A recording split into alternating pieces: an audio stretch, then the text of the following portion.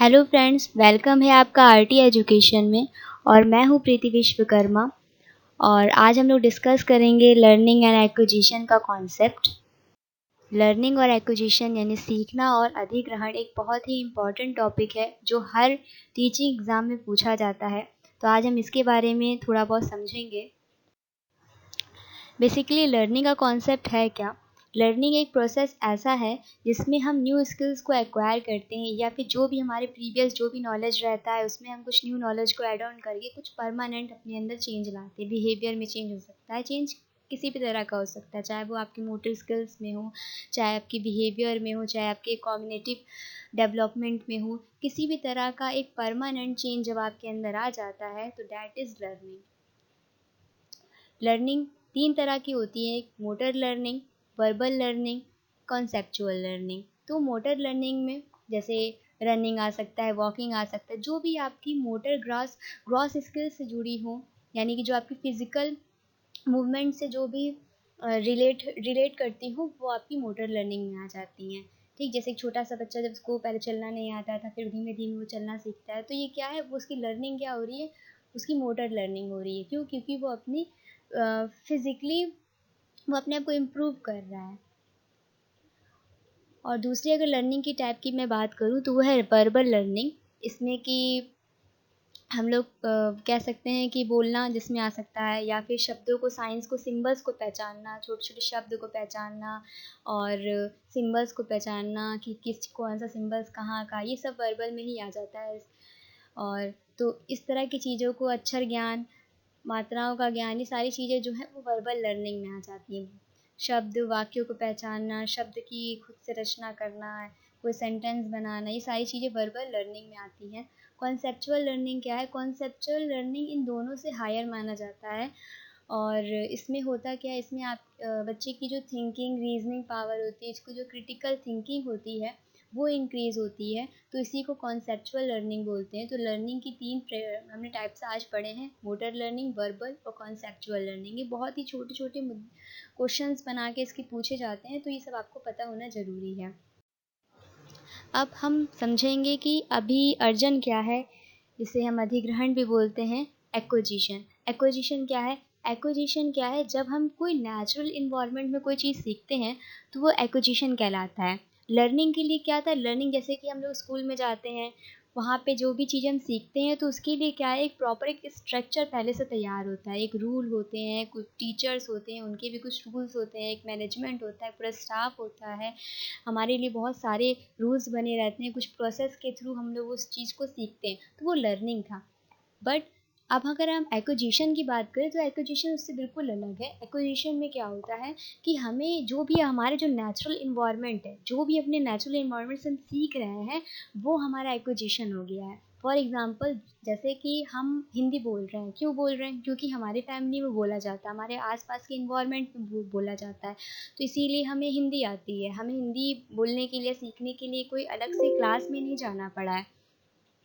क्यों? क्योंकि हमारे घर में उसके लिए एक इन्वायरमेंट था और हमने उसको एक्वायर किया है। तो बेसिकली हम ये कह सकते हैं कि वो ऐसे नॉलेज जो हम अपने इन्वायरमेंट से एक्वायर करते हैं वो हमारा कहलाता है एक्विजिशन, जिसके लिए हमें कोई भी एक स्ट्रक्चर देने को सीखने की ज़रूरत नहीं होती, हम नेचुरली इसको सीख लेते हैं, उसे हम एक्विजिशन कहते हैं। जबकि लर्निंग में ऐसा क्या था, लर्निंग के लिए हमें प्रॉपर एक स्ट्रक्चर चाहिए था, कुछ रूल्स होते थे, एक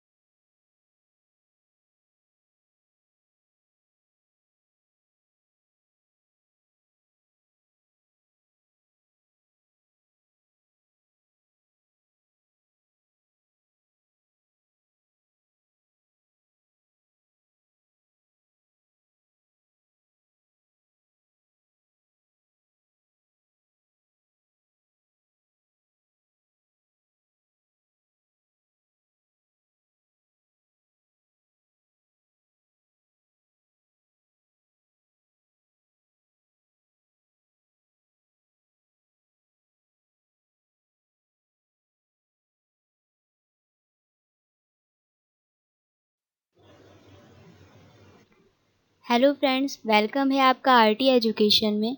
और मैं हूँ प्रीति विश्वकर्मा। और आज हम लोग डिस्कस करेंगे लर्निंग एंड एक्विजिशन का कॉन्सेप्ट।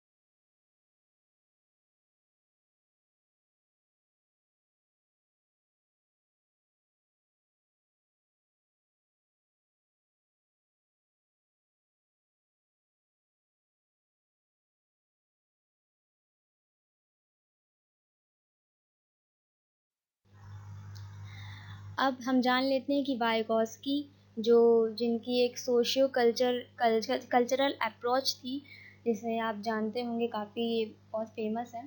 तो इन्होंने क्या कहा है लर्निंग और एक्विजिशन के बारे में, इसे हम समझ लेंगे। वाइगॉस्की ने ये कहा है कि बच्चा बच्चा जो है वो समाज से सीखता है। यानी कि जो भी उसकी इन्वायरमेंट में, जो भी उसके आसपास के जो नेचर है, या उसके घर परिवार मोहल्ला, जिस तरह की वो परिस्थिति में रह रहा है, उसी के हिसाब से वो अपनी भाषा सीखता है। बेसिकली उन्होंने बहुत ज़्यादा समाज को वरीयता दी है। वो ये मानते हैं कि बच्चा जैसे सोसाइटी में रहता है उसी तरह की वो भाषा बोलेगा।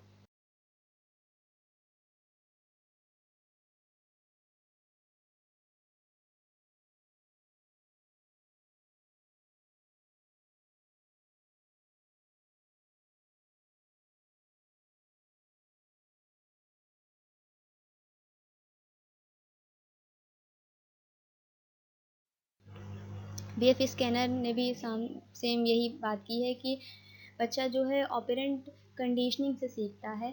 उसकी जो हैबिट फॉर्मेशन होती है वो रिस्पॉन्स से होती है, कि सामने वाला कैसा रिस्पॉन्स कर रहा है, उसी के अकॉर्डिंग वो लर्निंग को जो सीखता है। हालांकि इन दोनों बीएफ स्किनर हो गए, चाहे ये जितने भी वेरिस्ट हैं, इनके बारे में इनकी जो बातें हैं उनको बहुत ज़्यादा महत्व नहीं दिया गया, इसलिए आज की थ्योरी में हम इतना ही को शामिल रखेंगे। तो अगर आपको ये डिस्कशन अच्छा लगा हो, बहुत बड़ी डिस्कशन तो हम नहीं कह सकते हैं क्योंकि बहुत ही छोटा सा टॉपिक था। तो अगर आपको ये अच्छा लगा हो तो फिर हमारे चैनल को सब्सक्राइब कर सकते हैं, और अगर वीडियो अच्छी लगी हो तो लाइक और शेयर भी कर सकते हैं। Thank you.